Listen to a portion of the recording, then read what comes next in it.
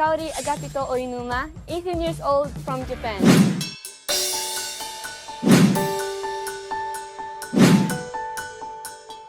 Bisitahin natin si Kaori bagong lipat siya sa condo na ito.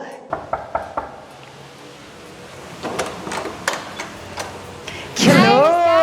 Welcome! Kaori! Thank you for having us. Of Oh my course, thank you gosh. so much, Miss Karen. Thank you. Ang Thank bagong you. lipat na girl. Yes. Bagong lipat.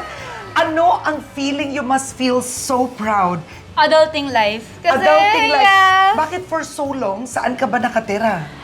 Lumipat ako dyan sa kabila. Sa Oo. M-Place, nag-SM North din ako. Paiba-iba. Paiba-iba. Pero this time, parang gusto ko ng medyo convenient na sa trabaho ko. Yes. Kasi yung condo po na ito, malapit sa ABS-CBN. Yes, opo. And beautiful, very secure. diba? O, tignan na natin. Let's go. Oh, thank you for having us Of course. over. So, ito ang adulting life ng isang 23-year-old. Yes. Actually, Oh. sobrang bare siya nung dumating ako dito. Oo, ang ganda ng flooring, so, lahat binili ko. Okay to yung flooring. Opo. Ayan, picture nakalabas siya kasi parang 1 month halos ako nakahiga dito. What do you mean? Nung lumipat ka, wala pang bed? Wala pang bed, walang kahit na, no? So bed lang ang meron ako, di yung mga maleta ko. So, ayan. Oo. May kumot lang ako and then dito Oo. lang ako natutulog talaga as in. So, isang buwan ganito ka? Yes! Ganyan lang ako. Tulog lang ako. Oh my gosh. Comfy naman. And ito na ang kadarating na kama. Yes. Okay. 4 days ago. No way. Totoo. Talaga. But can I tell you, ang ganda ng bed mo. This is so nice. Alam niyo po ba, inassemble ko pa to? Kami pa nag-assemble po nito. But where did you buy your bed? Ito sa IKEA yata. Ay, Yes, ang IKEA. ganda. Good Furniture choice. stores. And ang ganda nito, I love the headboard. Diba? Yes. It's so saucy. Diba? Ang ganda niya. Diba? Pati rin ang mattress mo, dun mo na binili. No, ito sa department store na. Oo. So, yes. excited ka ba that you are furnishing your own apartment? Super! Diba? Pangarap ko kasi yun nung bata ako. Kasi wala kaming bahay na sa amin talaga. Sabi ko, gusto ko mag-decorate ang sarili kong bahay Oo. one day. Nung bata ka, saan kayo nakatira? Sa bahay ng tita ko. Oo. Doon. Pero hindi So, namin kasi sariling lupa. Yun, ganyan. oo. Wala ka magawa pa ganun eh. And ito naman ang mga collection mo. Yes. Ito, perfumes. They have Why? some Oh, you love perfumes? Yes. Oo, To because Georgia. of... Kasi yung pangalan ko po. Oo, yung Kaori. pangalan mo. Oo, so ito yung... Yes. Oh, may... Ganda naman ang perfume collection. So what do you use every day? Etong Georgia. Oo. And then this Jador. Yan. Yeah. Oo. I noticed meron ka ng PMPC Yes. award. Opo. Okay, para saan ito? Ito po yung pinakauna kong MMK. Best New Female TV Personality. Yes. Ilan taon ka nung nakuha mo to? 21 ako nung nakuha ko to. Oo. Yes. How did that feel? Sabi ko, mas kailangan ko pa mag-improve, kailangan ko pa mas galingan para more awards. More awards. Yes. Okay, and I noticed you have some books here. Opo, Do you books. like to read? Opo, kasi Oo. pagka wala akong ginagawa. Pero meron pa akong mga hindi nabubuksan kasi... Yes. Pero I noticed meron kang purpose-driven life. Yes, natapos ko na po siya. That's good that you should read that. Yes. That's a very good book. Of Yes. course. It's Super. about... Oh, guys, meron pang mga naka-underline. Super naka-highlights talaga lahat. Oo, if a fellow believer hurts you, go and tell him ang galing. Wow. Yan. So when you are home, what do you like to do? Ayan, magbasa ng upuan dito sa mini sofa Oo, ko. ang ganda nito. Umiikot-ikot In po fairness, yan. ang cute I niya. got it sa, ano ba to, sa Furniture Source. Nakita ko lang siya sa Instagram eh. Really? Ang ganda. Opo. It's so cute. Di ba? Oo. Yan. Ayan, ikot-ikot lang. Nakita na ba ng nanay mo ang apartment mo? Nag-send ako ng picture. Actually, nung sa araw lang kasi first time mabuo talaga yung unit. So sabi niya, hala, nakakatuwa naman. Pag-uwi ko dyan na ako matutulog ah. Oh, she must be so proud. Opo, super. Oo.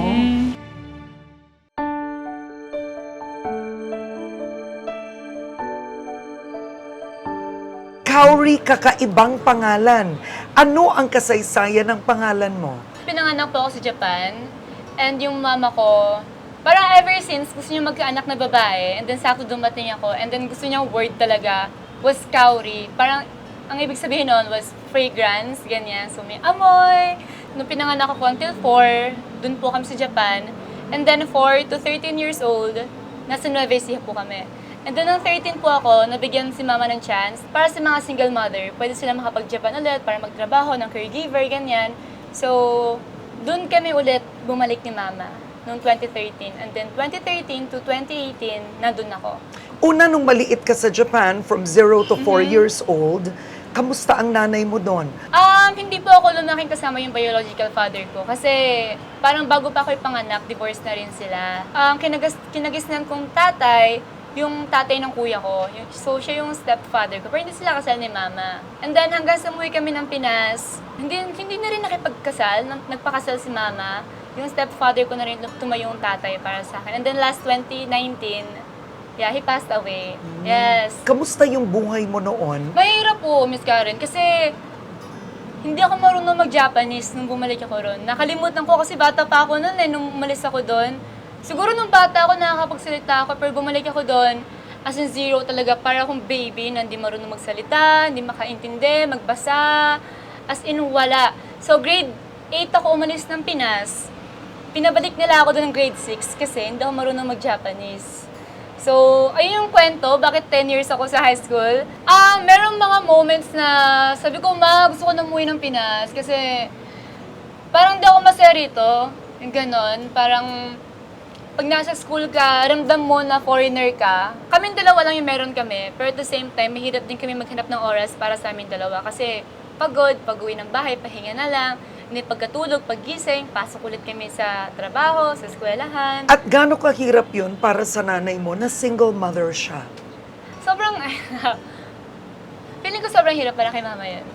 Oo. To think na meron din siya anak na naiwan sa Pinas, yung kuya ko tsaka yung bunso kong kapatid. And then ako lang yung kasama niya sa Japan. Siya lahat gumagastos, nag-aasikaso sa amin lahat. Sobrang hirap nun. Kaya tumulong rin ako sa kanya noon somehow pagka school break namin. So, katrabaho rin ako.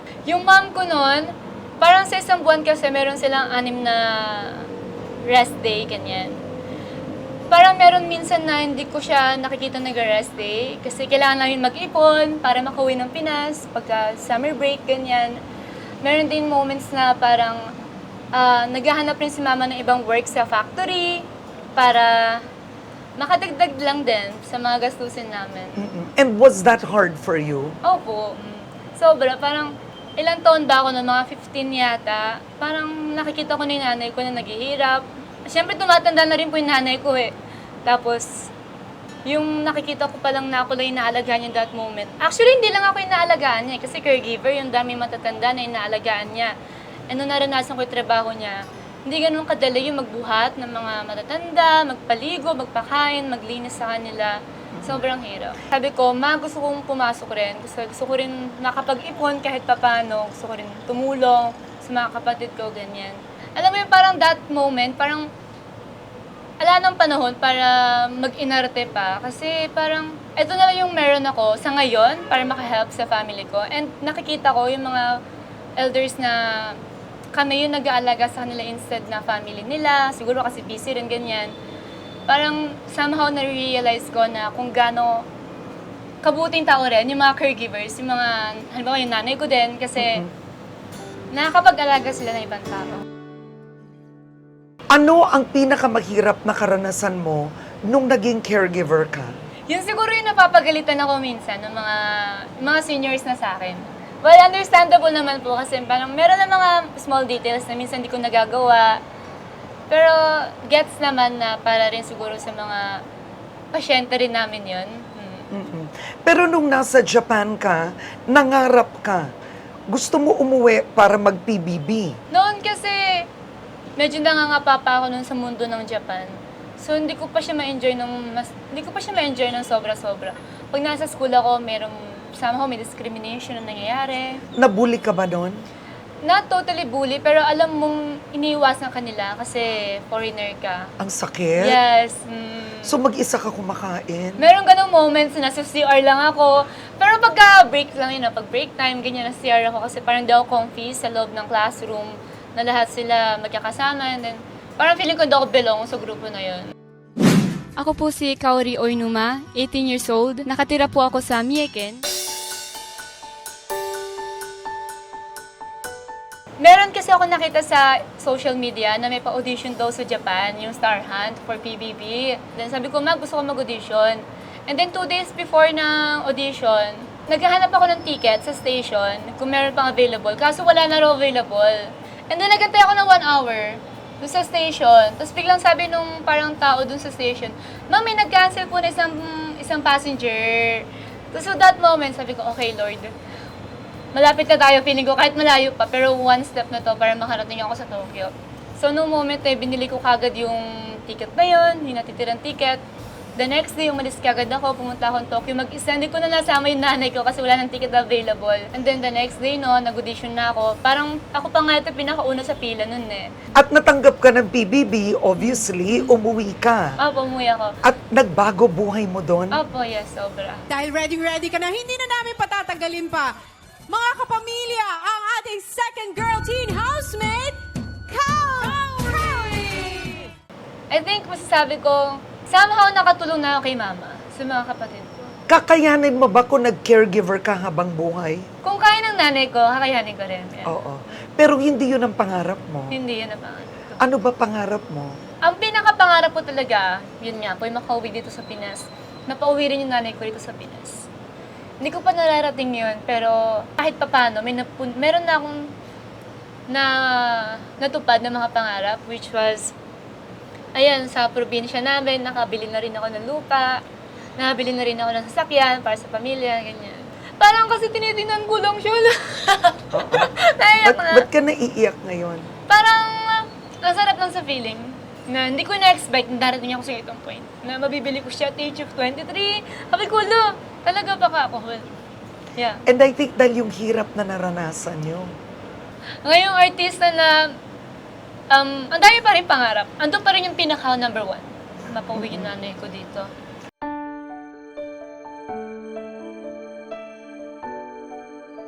Proud ako kay mama, sobra. Nakita kong gano'n siya maghihirap araw-araw. Araw-araw ako nabibilib sa kanya. Merong araw na nag-aaway kami, pero nandun din yung mga araw na nakikita ko kung paano siya magsakripisyo ng tulog niya. Kasi nung natrabaho siya, parang may umaga, may panggabi din. At tapos yung tipong, lalo na ngayon, sobra ko siya na-appreciate. Kasi wala siyang kasama rin ngayon eh, siya lang mag-isa. Oo. So, Pangarap mo, pauwiin ang nanay mo Yes. from Japan. Opo. Anong magiging trabaho niya dito? Ako na lang magtatrabaho.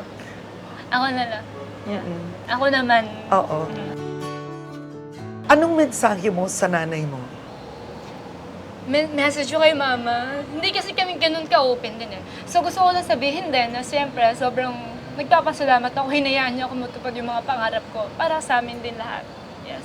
And kung ano man yung meron ako ngayon, kung ano man lahat na napupundar ko ngayon, lahat yon para sa kanila. May lupa ka na, may sasakyan na, bagay ba sa probinsya ang Yes. susunod? Opo, yun. Yun ang target ngayon. Welcome! Sa social media, sometimes what you see, babe, tara! So excited, babe! Ikaw, excited ka ba? Siyempre, Hey, let's go, guys! It's not always what you get. Social media influencer kami dito. And then lahat kami fractured inside. Hindi lang fractured na Oo. physically. Pero nararamdaman mo ba ito sa buhay mo? Because malaki ang social media following mo. Yes po, yes naman. Oo naman, syempre tao lang din naman po ako, Miss Karen, ganyan. Siguro nakasanayan ko na lang din na kung hindi ko sila makontrol, wala ko na lang yung magkocontrol sa sarili ko na iwasan ko magbasa kung hindi siya maganda para sa akin, kung hindi siya makakatulong para sa akin, ganun. Oo. Na-depress ka na ba dahil sa social media? Dumating ako sa point na nag-anxiety talaga ako. Hindi ko lang alam, parang hindi nila gusto yung tinatahak ko noon, hanggang sa dumating na sa point na parang pagka matutulog ako sa gabi, hindi ko alam napapaginipan ko sila, pagtitingin ako sa labas ng window ko, parang nakikita ko sila, sabi ko, shucks, parang may mali na to. So, that What did you time, do? How did you deal with your social media anxiety? Hiniwalay ko muna yung sarili ko sa phone ko, kahit pa paano, and then, naghanap ako ng mga kausap. Andun naman yung mga family ko na sila yung mga nakausap ko, kasama ko. Pagdating sa love life, prioridad ba ito ngayon? Ngayon po parang hindi ko pa kaya. Una, career. May family rin ako. I think masaya naman ako sa family ko. Third, studies. Ang hirap ng kolehiyala. So, nagka-college ka ngayon? Opo. Actually, tinulungan po ako ni Tito Boy. Oo. Bakit mahalaga sa'yo na magtapos ng kolehiyo? As an artista, feeling ko kailangan meron din ako fallback. Meron din akong something na kung hindi man ako mag-work dito, at least meron akong mapupuntahan. And pangarap din to ng mga magulang ko sa akin, ng buong pamilya ko. Ever since before pa ako mag-artista, ito yung una nilang pangarap sa akin, makapagtapos sa pag-aaral.